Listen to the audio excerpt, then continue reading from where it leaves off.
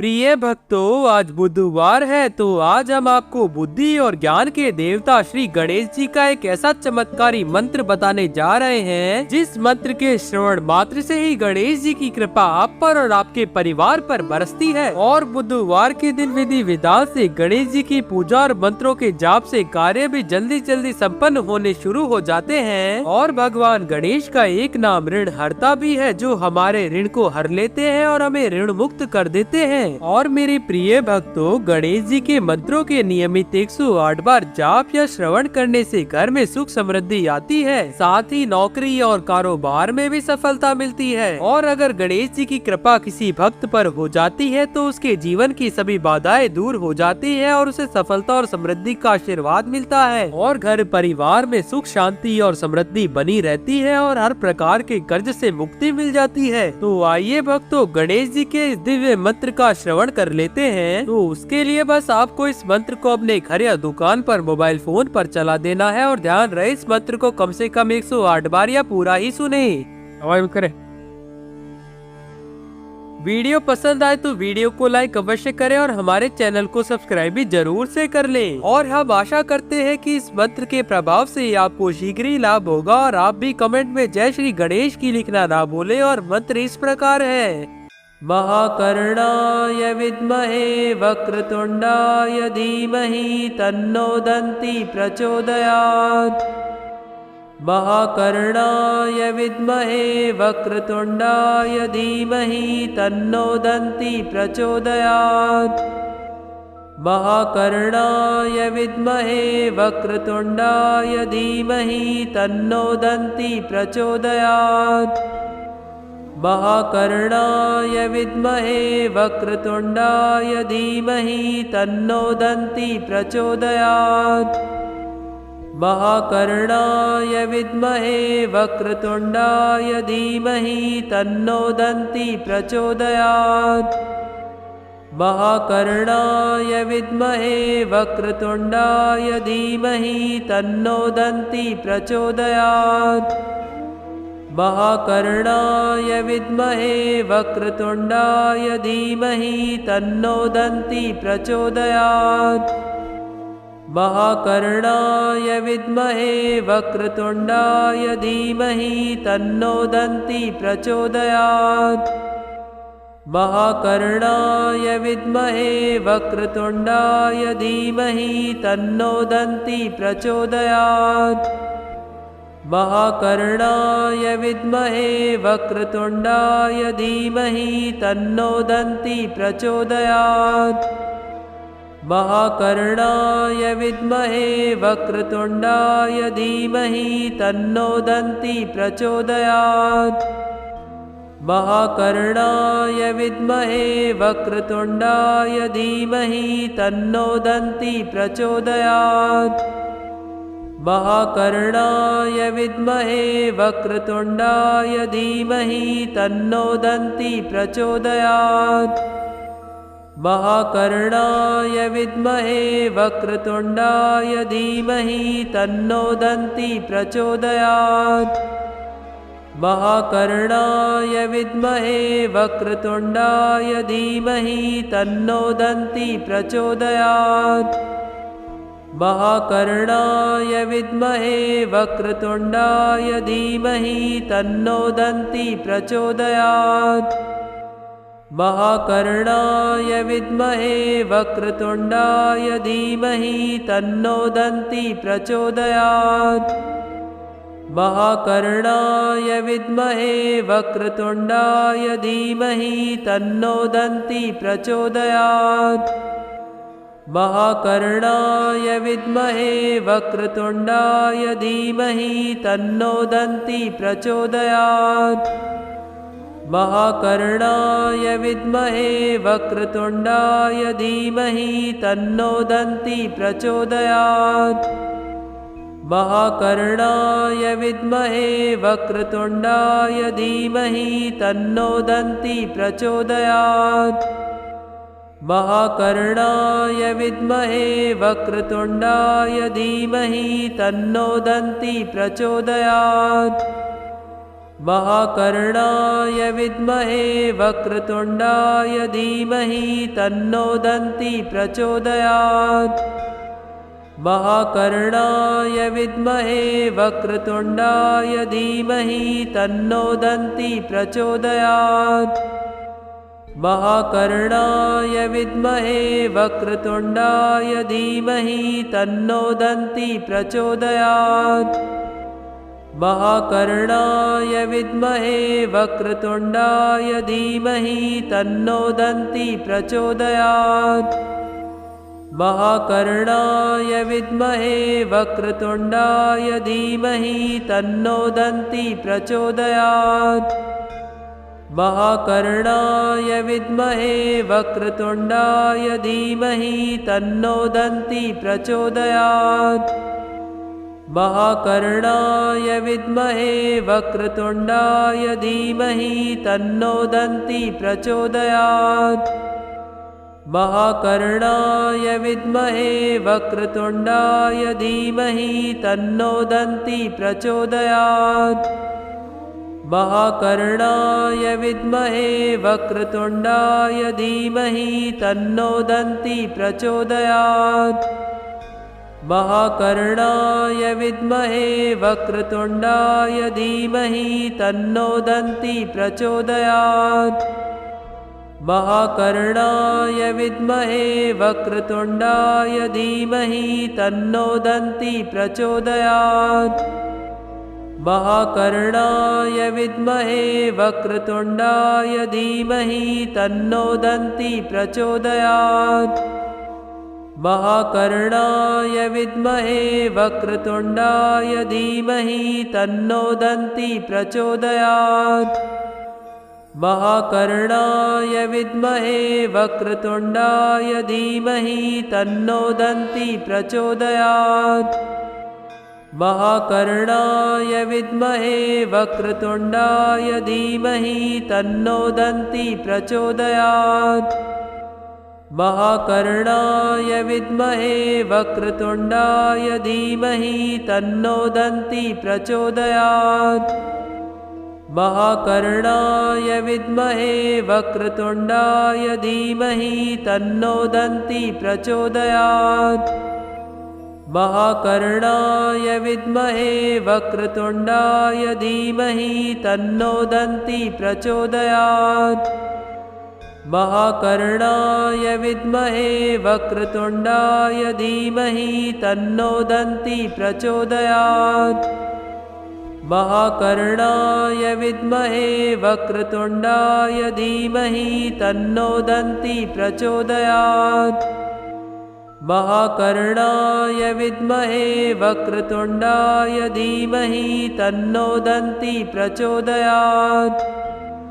महाकर्णाय विद्महे वक्रतुण्डाय धीमहि तन्नो दन्ती प्रचोदयात्। महाकर्णाय विद्महे वक्रतुण्डाय धीमहि तन्नो दन्ती प्रचोदयात्। महाकर्णाय विद्महे वक्रतुण्डाय धीमहि तन्नो दन्ती प्रचोदयात्। महाकर्णाय विद्महे वक्रतुण्डाय धीमहि तन्नो दन्ती प्रचोदयात्। महाकर्णाय विद्महे वक्रतुण्डाय धीमहि तन्नो दन्ती प्रचोदयात्। महाकर्णाय विद्महे वक्रतुण्डाय धीमहि तन्नो दन्ती प्रचोदयात्। महाकर्णाय विद्महे वक्रतुण्डाय धीमहि तन्नो दन्ती प्रचोदयात्। महाकर्णाय विद्महे वक्रतुण्डाय धीमहि तन्नो दन्ती प्रचोदयात्। महाकर्णाय विद्महे वक्रतुण्डाय धीमहि तन्नो दन्ती प्रचोदयात्। महाकर्णाय विद्महे वक्रतुण्डाय धीमहि तन्नो दन्ती प्रचोदयात्। महाकर्णाय विद्महे वक्रतुण्डाय धीमहि तन्नो दन्ती प्रचोदयात्। महाकर्णाय विद्महे वक्रतुण्डाय धीमहि तन्नो दन्ती प्रचोदयात्। महाकर्णाय विद्महे वक्रतुण्डाय धीमहि तन्नो दन्ती प्रचोदयात्। महाकर्णाय विद्महे वक्रतुण्डाय धीमहि तन्नो दन्ती प्रचोदयात्। महाकर्णाय विद्महे वक्रतुण्डाय धीमहि तन्नो दन्ती प्रचोदयात्। महाकर्णाय विद्महे वक्रतुण्डाय धीमहि तन्नो दन्ती प्रचोदयात्। महाकर्णाय विद्महे वक्रतुण्डाय धीमहि तन्नो दन्ती प्रचोदयात्। महाकर्णाय विद्महे वक्रतुण्डाय धीमहि तन्नो दन्ती प्रचोदयात्। महाकर्णाय विद्महे वक्रतुण्डाय धीमहि तन्नो दन्ती प्रचोदयात्। महाकर्णाय विद्महे वक्रतुण्डाय धीमहि तन्नो दन्ती प्रचोदयात्। महाकर्णाय विद्महे वक्रतुण्डाय धीमहि तन्नो दन्ती प्रचोदयात्। महाकर्णाय विद्महे वक्रतुण्डाय धीमहि तन्नो दन्ती प्रचोदयात्। महाकर्णाय विद्महे वक्रतुण्डाय धीमहि तन्नो दन्ती प्रचोदयात्। महाकर्णाय विद्महे वक्रतुण्डाय धीमहि तन्नो दन्ती प्रचोदयात्। महाकर्णाय विद्महे वक्रतुण्डाय धीमहि तन्नो दन्ती प्रचोदयात्। महाकर्णाय विद्महे वक्रतुण्डाय धीमहि तन्नो दन्ती प्रचोदयात्। महाकर्णाय विद्महे वक्रतुण्डाय धीमहि तन्नो दन्ती प्रचोदयात्। महाकर्णाय विद्महे वक्रतुण्डाय धीमहि तन्नो दन्ती प्रचोदयात्। महाकर्णाय विद्महे वक्रतुण्डाय धीमहि तन्नो दन्ती प्रचोदयात्। महाकर्णाय विद्महे वक्रतुण्डाय धीमहि तन्नो दन्ती प्रचोदयात्। महाकर्णाय विद्महे वक्रतुण्डाय धीमहि तन्नो दन्ती प्रचोदयात्। महाकर्णाय विद्महे वक्रतुण्डाय धीमहि तन्नो दन्ती प्रचोदयात्। महाकर्णाय विद्महे वक्रतुण्डाय धीमहि तन्नो दन्ती प्रचोदयात्। महाकर्णाय विद्महे वक्रतुण्डाय धीमहि तन्नो दन्ती प्रचोदयात्। महाकर्णाय विद्महे वक्रतुण्डाय धीमहि तन्नो दन्ती प्रचोदयात्। महाकर्णाय विद्महे वक्रतुण्डाय धीमहि तन्नो दन्ती प्रचोदयात्। महाकर्णाय विद्महे वक्रतुण्डाय धीमहि तन्नो दन्ती प्रचोदयात्। महाकर्णाय विद्महे वक्रतुण्डाय धीमहि तन्नो दन्ती प्रचोदयात्। महाकर्णाय विद्महे वक्रतुण्डाय धीमहि तन्नो दन्ती प्रचोदयात्।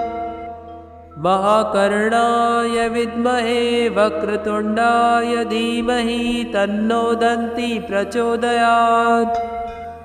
महाकर्णाय विद्महे वक्रतुण्डाय धीमहि तन्नो दन्ती प्रचोदयात्। महाकर्णाय विद्महे वक्रतुण्डाय धीमहि तन्नो दन्ती प्रचोदयात्। महाकर्णाय विद्महे वक्रतुण्डाय धीमहि तन्नो दन्ती प्रचोदयात्।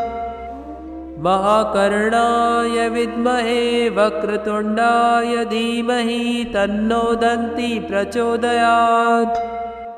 महाकर्णाय विद्महे वक्रतुण्डाय धीमहि तन्नो दन्ती प्रचोदयात्। महाकर्णाय विद्महे वक्रतुण्डाय धीमहि तन्नो दन्ती प्रचोदयात्। महाकर्णाय विद्महे वक्रतुण्डाय धीमहि तन्नो दन्ती प्रचोदयात्। महाकर्णाय विद्महे वक्रतुण्डाय धीमहि तन्नो दन्ती प्रचोदयात्। महाकर्णाय विद्महे वक्रतुण्डाय धीमहि तन्नो दन्ती प्रचोदयात्। महाकर्णाय विद्महे वक्रतुण्डाय धीमहि तन्नो दन्ती प्रचोदयात्। महाकर्णाय विद्महे वक्रतुण्डाय धीमहि तन्नो दन्ती प्रचोदयात्। महाकर्णाय विद्महे वक्रतुण्डाय धीमहि तन्नो दन्ती प्रचोदयात्। महाकर्णाय विद्महे वक्रतुण्डाय धीमहि तन्नो दन्ती प्रचोदयात्। महाकर्णाय विद्महे वक्रतुण्डाय धीमहि तन्नो दन्ती प्रचोदयात्। महाकर्णाय विद्महे वक्रतुण्डाय धीमहि तन्नो दन्ती प्रचोदयात्। महाकर्णाय विद्महे वक्रतुण्डाय धीमहि तन्नो दन्ती प्रचोदयात्। महाकर्णाय विद्महे वक्रतुण्डाय धीमहि तन्नो दन्ती प्रचोदयात्। महाकर्णाय विद्महे वक्रतुण्डाय धीमहि तन्नो दन्ती प्रचोदयात्। महाकर्णाय विद्महे वक्रतुण्डाय धीमहि तन्नो दन्ती प्रचोदयात्। महाकर्णाय विद्महे वक्रतुण्डाय धीमहि तन्नो दन्ती प्रचोदयात्। महाकर्णाय विद्महे वक्रतुण्डाय धीमहि तन्नो दन्ती प्रचोदयात्। महाकर्णाय विद्महे वक्रतुण्डाय धीमहि तन्नो दन्ती प्रचोदयात्। महाकर्णाय विद्महे वक्रतुण्डाय धीमहि तन्नो दन्ती प्रचोदयात्। महाकर्णाय विद्महे वक्रतुण्डाय धीमहि तन्नो दन्ती प्रचोदयात्। महाकर्णाय विद्महे वक्रतुण्डाय धीमहि तन्नो दन्ती प्रचोदयात्।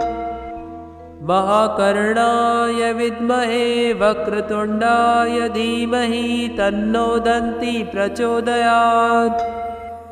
महाकर्णाय विद्महे वक्रतुण्डाय धीमहि तन्नो दन्ती प्रचोदयात्।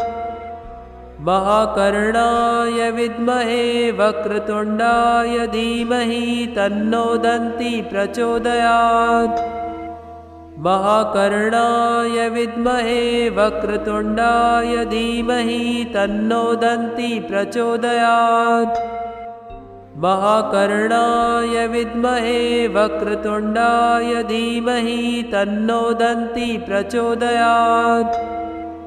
महाकर्णाय विद्महे वक्रतुण्डाय धीमहि तन्नो दन्ती प्रचोदयात्। महाकर्णाय विद्महे वक्रतुण्डाय धीमहि तन्नो दन्ती प्रचोदयात्। महाकर्णाय विद्महे वक्रतुण्डाय धीमहि तन्नो दन्ती प्रचोदयात्। महाकर्णाय विद्महे वक्रतुण्डाय धीमहि तन्नो दन्ती प्रचोदयात्। महाकर्णाय विद्महे वक्रतुण्डाय धीमहि तन्नो दन्ती प्रचोदयात्।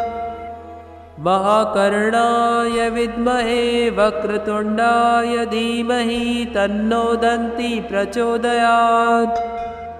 महाकर्णाय विद्महे वक्रतुण्डाय धीमहि तन्नो दन्ती प्रचोदयात्। महाकर्णाय विद्महे वक्रतुण्डाय धीमहि तन्नो दन्ती प्रचोदयात्।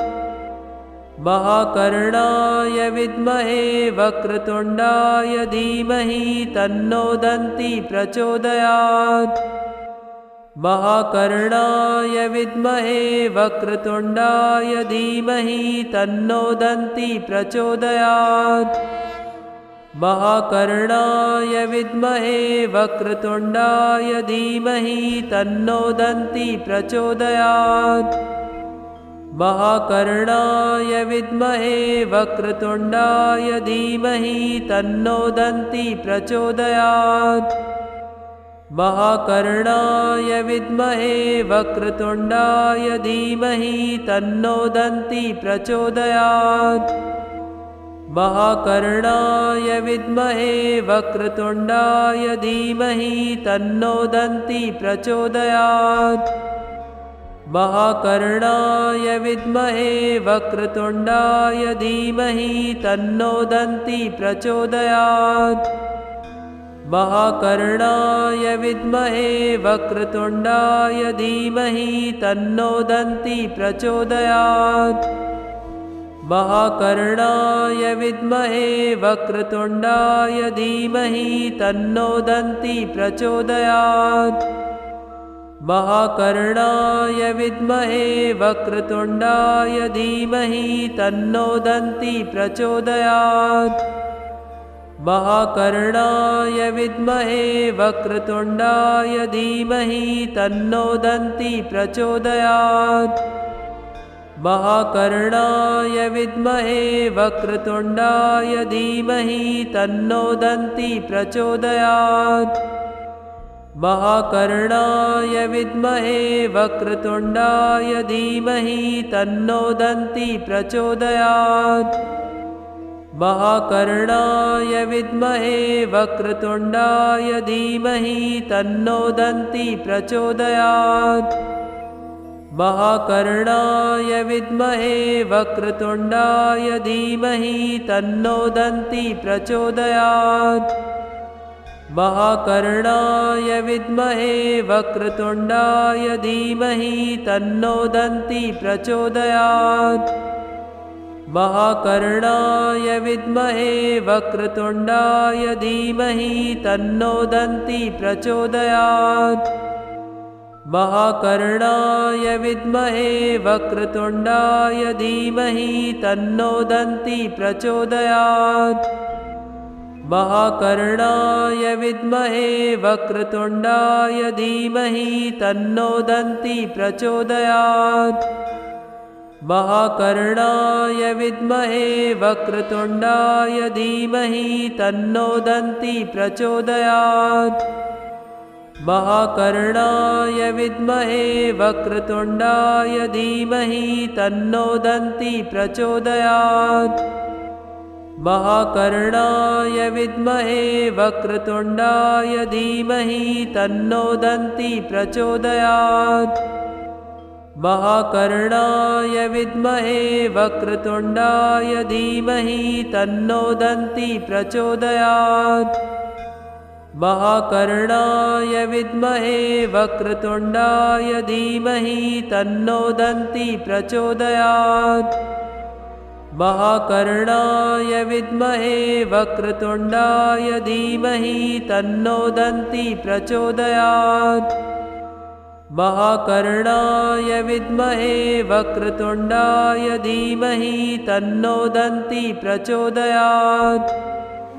महाकर्णाय विद्महे वक्रतुण्डाय धीमहि तन्नो दन्ती प्रचोदयात्।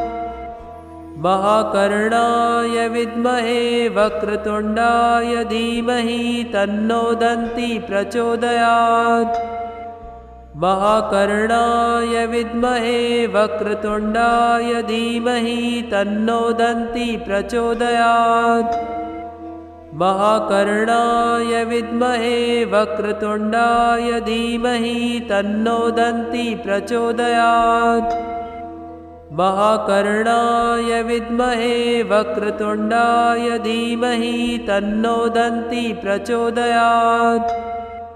महाकर्णाय विद्महे वक्रतुण्डाय धीमहि तन्नो दन्ति प्रचोदयात्। महाकर्णाय विद्महे वक्रतुण्डाय धीमहि तन्नो दन्ति प्रचोदयात्। महाकर्णाय विद्महे वक्रतुण्डाय धीमहि तन्नो दन्ति प्रचोदयात्। महाकर्णाय विद्महे वक्रतुण्डाय धीमहि तन्नो दन्ति प्रचोदयात्। महाकर्णाय विद्महे वक्रतुण्डाय धीमहि तन्नो दन्ति प्रचोदयात्। महाकर्णाय विद्महे वक्रतुण्डाय धीमहि तन्नो दन्ति प्रचोदयात्। महाकर्णाय विद्महे वक्रतुण्डाय धीमहि तन्नो दन्ति प्रचोदयात्। महाकर्णाय विद्महे वक्रतुण्डाय धीमहि तन्नो दन्ति प्रचोदयात्। महाकर्णाय विद्महे वक्रतुण्डाय धीमहि तन्नो दन्ति प्रचोदयात्। महाकर्णाय विद्महे वक्रतुण्डाय धीमहि तन्नो दन्ति प्रचोदयात्।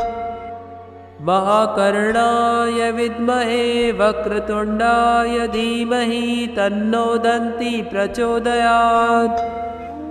महाकर्णाय विद्महे वक्रतुण्डाय धीमहि तन्नो दन्ति प्रचोदयात्।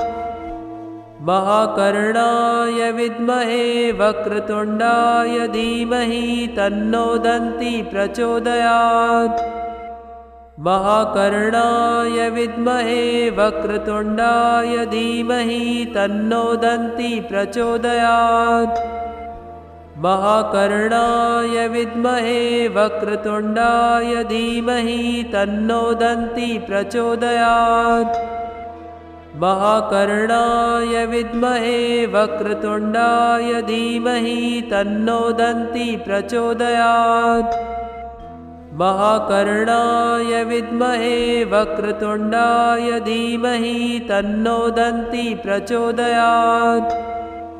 महाकर्णाय विद्महे वक्रतुण्डाय धीमहि तन्नो दन्ति प्रचोदयात्। महाकर्णाय विद्महे वक्रतुण्डाय धीमहि तन्नो दन्ति प्रचोदयात्। महाकर्णाय विद्महे वक्रतुण्डाय धीमहि तन्नो दन्ति प्रचोदयात्। महाकर्णाय विद्महे वक्रतुण्डाय धीमहि तन्नो दन्ति प्रचोदयात्। महाकर्णाय विद्महे वक्रतुण्डाय धीमहि तन्नो दन्ति प्रचोदयात्। महाकर्णाय विद्महे वक्रतुण्डाय धीमहि तन्नो दन्ति प्रचोदयात्। महाकर्णाय विद्महे वक्रतुण्डाय धीमहि तन्नो दन्ति प्रचोदयात्। महाकर्णाय विद्महे वक्रतुण्डाय धीमहि तन्नो दन्ति प्रचोदयात्। महाकर्णाय विद्महे वक्रतुण्डाय धीमहि तन्नो दन्ति प्रचोदयात्।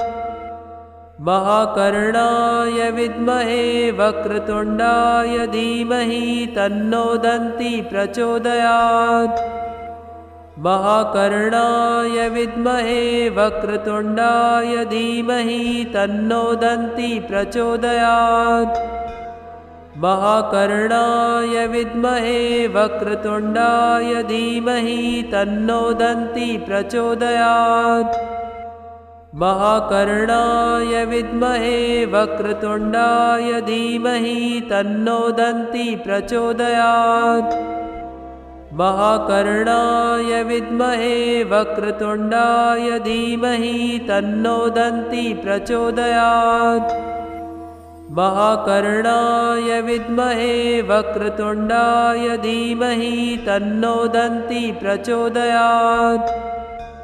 महाकर्णाय विद्महे वक्रतुण्डाय धीमहि तन्नो दन्ती प्रचोदयात्।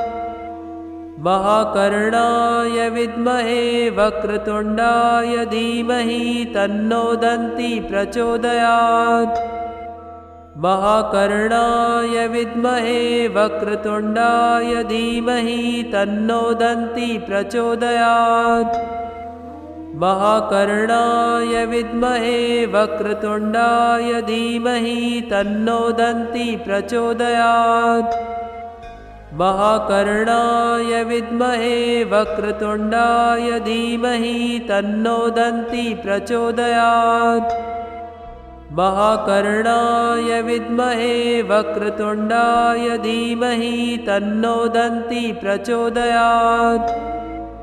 महाकर्णाय विद्महे वक्रतुण्डाय धीमहि तन्नो दन्ती प्रचोदयात्। महाकर्णाय विद्महे वक्रतुण्डाय धीमहि तन्नो दन्ती प्रचोदयात्। महाकर्णाय विद्महे वक्रतुण्डाय धीमहि तन्नो दन्ती प्रचोदयात्। महाकर्णाय विद्महे वक्रतुण्डाय धीमहि तन्नो दन्ती प्रचोदयात्।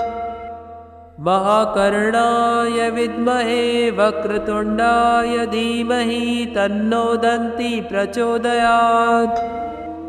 महाकर्णाय विद्महे वक्रतुण्डाय धीमहि तन्नो दन्ती प्रचोदयात्।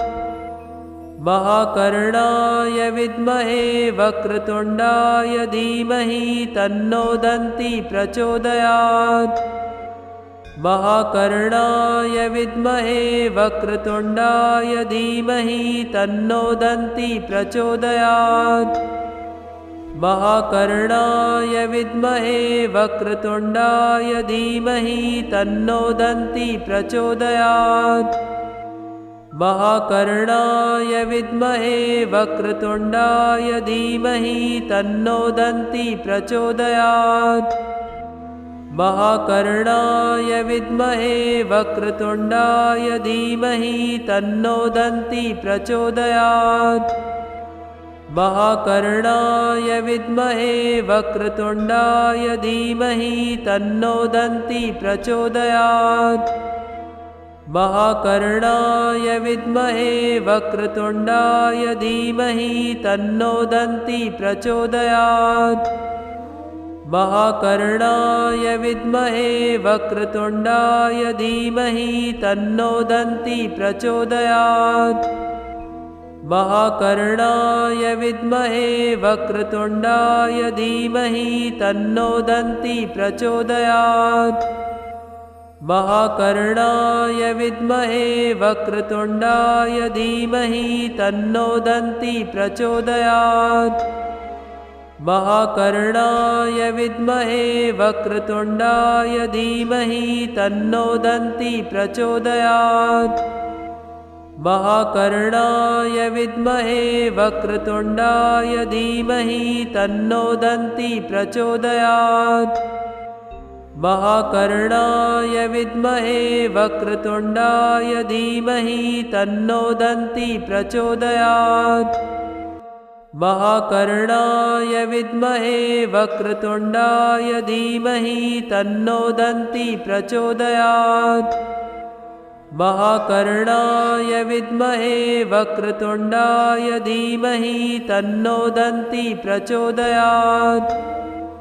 महाकर्णाय विद्महे वक्रतुण्डाय धीमहि तन्नो दन्ती प्रचोदयात्। महाकर्णाय विद्महे वक्रतुण्डाय धीमहि तन्नो दन्ती प्रचोदयात्। महाकर्णाय विद्महे वक्रतुण्डाय धीमहि तन्नो दन्ती प्रचोदयात्। महाकर्णाय विद्महे वक्रतुण्डाय धीमहि तन्नो दन्ती प्रचोदयात्। महाकर्णाय विद्महे वक्रतुण्डाय धीमहि तन्नो दन्ती प्रचोदयात्। महाकर्णाय विद्महे वक्रतुण्डाय धीमहि तन्नो दन्ती प्रचोदयात्। महाकर्णाय विद्महे वक्रतुण्डाय धीमहि तन्नो दन्ती प्रचोदयात्। महाकर्णाय विद्महे वक्रतुण्डाय धीमहि तन्नो दन्ती प्रचोदयात्। महाकर्णाय विद्महे वक्रतुण्डाय धीमहि तन्नो दन्ती प्रचोदयात्। महाकर्णाय विद्महे वक्रतुण्डाय धीमहि तन्नो दन्ती प्रचोदयात्। महाकर्णाय विद्महे वक्रतुण्डाय धीमहि तन्नो दन्ती प्रचोदयात्। महाकर्णाय विद्महे वक्रतुण्डाय धीमहि तन्नो दन्ती प्रचोदयात्। महाकर्णाय विद्महे वक्रतुण्डाय धीमहि तन्नो दन्ती प्रचोदयात्। महाकर्णाय विद्महे वक्रतुण्डाय धीमहि तन्नो दन्ती प्रचोदयात्। महाकर्णाय विद्महे वक्रतुण्डाय धीमहि तन्नो दन्ती प्रचोदयात्। महाकर्णाय विद्महे वक्रतुण्डाय धीमहि तन्नो दन्ती प्रचोदयात्। महाकर्णाय विद्महे वक्रतुण्डाय धीमहि तन्नो दन्ती प्रचोदयात्। महाकर्णाय विद्महे वक्रतुण्डाय धीमहि तन्नो दन्ती प्रचोदयात्। महाकर्णाय विद्महे वक्रतुण्डाय धीमहि तन्नो दन्ती प्रचोदयात्। महाकर्णाय विद्महे वक्रतुण्डाय धीमहि तन्नो दन्ती प्रचोदयात्। महाकर्णाय विद्महे वक्रतुण्डाय धीमहि तन्नो दन्ती प्रचोदयात्। महाकर्णाय विद्महे वक्रतुण्डाय धीमहि तन्नो दन्ती प्रचोदयात्।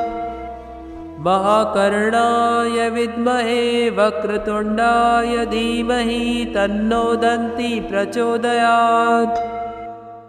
महाकर्णाय विद्महे वक्रतुण्डाय धीमहि तन्नो दन्ती प्रचोदयात्। महाकर्णाय विद्महे वक्रतुण्डाय धीमहि तन्नो दन्ती प्रचोदयात्।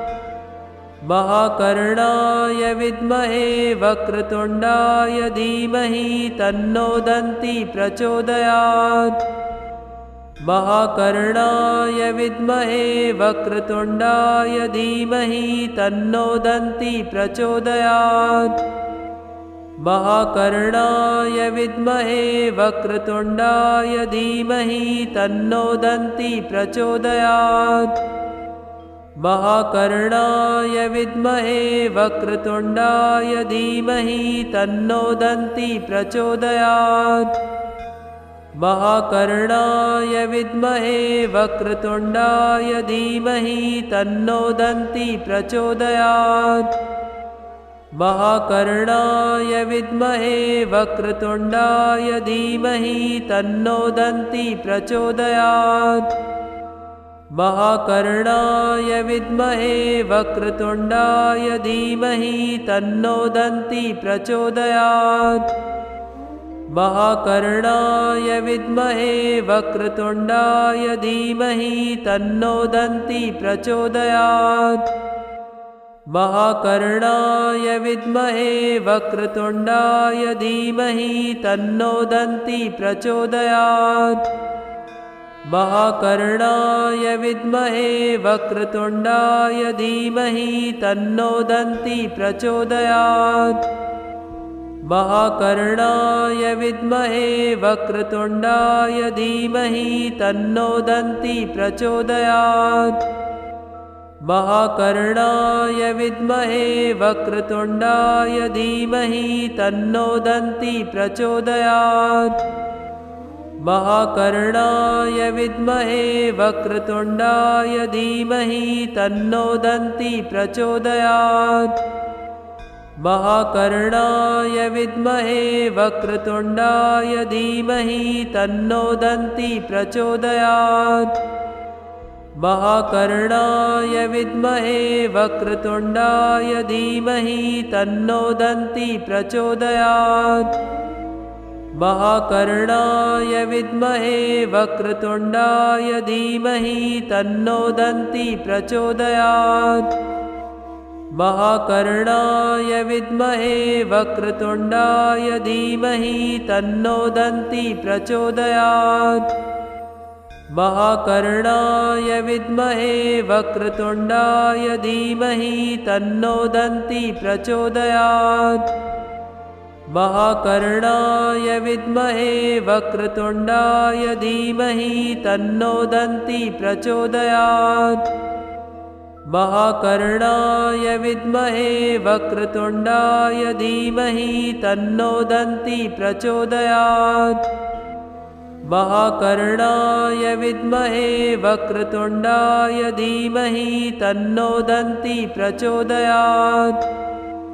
महाकर्णाय विद्महे वक्रतुण्डाय धीमहि तन्नो दन्ती प्रचोदयात्। महाकर्णाय विद्महे वक्रतुण्डाय धीमहि तन्नो दन्ती प्रचोदयात्। महाकर्णाय विद्महे वक्रतुण्डाय धीमहि तन्नो दन्ती प्रचोदयात्। महाकर्णाय विद्महे वक्रतुण्डाय धीमहि तन्नो दन्ती प्रचोदयात्। महाकर्णाय विद्महे वक्रतुण्डाय धीमहि तन्नो दन्ती प्रचोदयात्। महाकर्णाय विद्महे वक्रतुण्डाय धीमहि तन्नो दन्ती प्रचोदयात्। महाकर्णाय विद्महे वक्रतुण्डाय धीमहि तन्नो दन्ती प्रचोदयात्। महाकर्णाय विद्महे वक्रतुण्डाय धीमहि तन्नो दन्ती प्रचोदयात्। महाकर्णाय विद्महे वक्रतुण्डाय धीमहि तन्नो दन्ती प्रचोदयात्। महाकर्णाय विद्महे वक्रतुण्डाय धीमहि तन्नो दन्ती प्रचोदयात्। महाकर्णाय विद्महे वक्रतुण्डाय धीमहि तन्नो दन्ती प्रचोदयात्। महाकर्णाय विद्महे वक्रतुण्डाय धीमहि तन्नो दन्ती प्रचोदयात्। महाकर्णाय विद्महे वक्रतुण्डाय धीमहि तन्नो दन्ती प्रचोदयात्। महाकर्णाय विद्महे वक्रतुण्डाय धीमहि तन्नो दन्ती प्रचोदयात्। महाकर्णाय विद्महे वक्रतुण्डाय धीमहि तन्नो दन्ती प्रचोदयात्। महाकर्णाय विद्महे वक्रतुण्डाय धीमहि तन्नो दन्ती प्रचोदयात्। महाकर्णाय विद्महे वक्रतुण्डाय धीमहि तन्नो दन्ती प्रचोदयात्। महाकर्णाय विद्महे वक्रतुण्डाय धीमहि तन्नो दन्ती प्रचोदयात्। महाकर्णाय विद्महे वक्रतुण्डाय धीमहि तन्नो दन्ती प्रचोदयात्।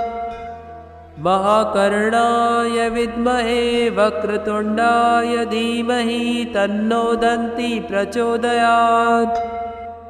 महाकर्णाय विद्महे वक्रतुण्डाय धीमहि तन्नो दन्ती प्रचोदयात्। महाकर्णाय विद्महे वक्रतुण्डाय धीमहि तन्नो दन्ती प्रचोदयात्। महाकर्णाय विद्महे वक्रतुण्डाय धीमहि तन्नो दन्ती प्रचोदयात्। महाकर्णाय विद्महे वक्रतुण्डाय धीमहि तन्नो दन्ती प्रचोदयात्। महाकर्णाय विद्महे वक्रतुण्डाय धीमहि तन्नो दन्ती प्रचोदयात्। महाकर्णाय विद्महे वक्रतुण्डाय धीमहि तन्नो दन्ती प्रचोदयात्। महाकर्णाय विद्महे वक्रतुण्डाय धीमहि तन्नो दन्ती प्रचोदयात्। महाकर्णाय विद्महे वक्रतुण्डाय धीमहि तन्नो दन्ती प्रचोदयात्। महाकर्णाय विद्महे वक्रतुण्डाय धीमहि तन्नो दन्ती प्रचोदयात्।